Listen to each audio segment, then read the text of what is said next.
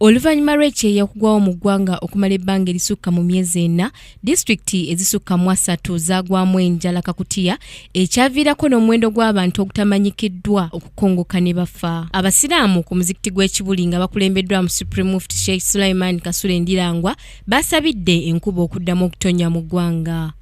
Tukwegayirira totumma nkuba ku ebyo bye bakola aboononefu mufe, totumma nkuba ku ebyo bye bakola abatemu mufe, totumma nkuba ku ebyo bye bakola abalyazaamaanya mufe, totumma nkuba ku ebyo bye bakola aboononefu mufe, tutonyeseze enkuba ebuna ensi yaffe emirembe. Sheikh Ndirangwa agamba nti Katonda si musanyufu olw'ebikola ebibi ebifumbekedde eggwanga omuli obulyake, obukumpanya, obubbi, obwenzi n'obutemu nga y'ensonga lwaki eggwanga lirimu ekyeya. Olwaleero enkuba yali eyina sizoni yaayo nga n'ebiseera mwetonyera bimanyiddwa. Sizoni tekyamanyiddwa. Bwe twali tugisuubirira enkuba tetonya. Supreme Mufti Ndirangwa agamba ekikolwa kya poliisi ekyokulumba emizikiti si kikyamu wabula n'akubiriza abasiraamu okwetooloola eggwanga okukolaganira wamu ne poliisi mu kunoonyereza bagiyambeko okusobola okumalawo ekikolwa ekyokutemula bamaseeka b'obusiraamu mu ggwanga. Ffe abantu aba bulijjo kuyambagana na poliisi mu kuggyawo emize emibi, mu kuggyawo ebintu ebikyamu. Okiwulira? Na bwe kityo nsuubira nti poliisi eyina polotoko waayo wesinza kuyingiramu.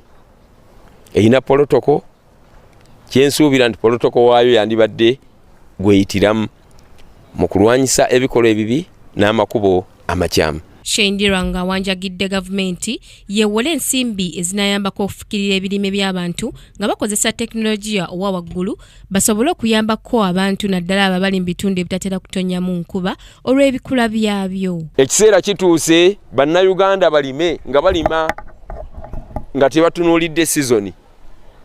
Ekyo ki ekiyamba? Kwe kufukirira ebirime, enfukirira ey'omulembe.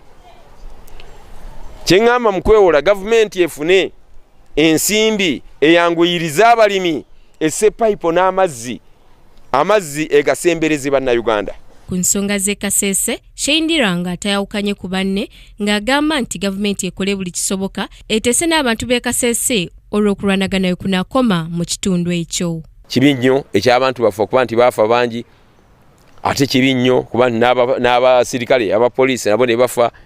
Kugamba obulamu bw'abantu kikulu naye nga tewali ddagala lisinga kuteesa na kukkaanya. Okuteesa n'okukkaanya lyerimu ku kkubo erisobola okuleeta emirembe n'obutebenkevu mu nsi yaffe. Samla Hanifa, KTV, Amalindirire.